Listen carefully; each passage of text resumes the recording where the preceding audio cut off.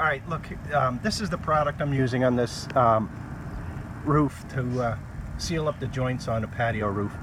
It's by Blackjack, elastomeric crack repair, and there's a similar sealer that I'm going to put over top of the entire roof.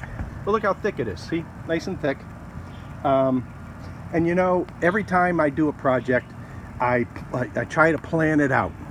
So, and I put things in places where I need them, like that right there. So I have a place to put my paintbrush. Because, and why I'm telling you that is, we're in the direct sun here in Florida.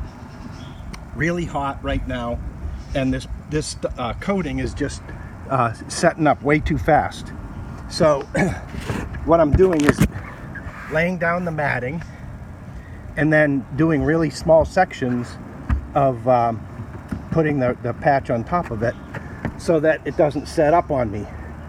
And I get a generous amount on my brush, and what I'm doing is working it down through the mesh to make sure it hits the roof, because that's what I'm trying to attach this to the roof, right?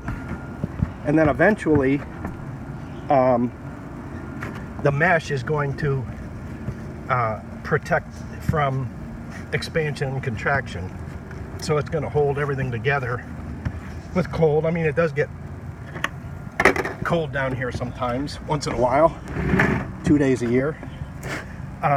So, you know, look at your environment, look at the project itself, the space you have, the time you have, the weather you have, and plan accordingly.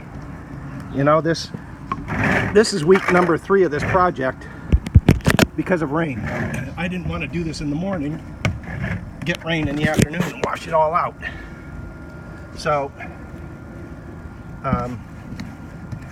set a plan, put things in place where they'll be to your benefit, and adjust if you need to. All right, I got to get back to it.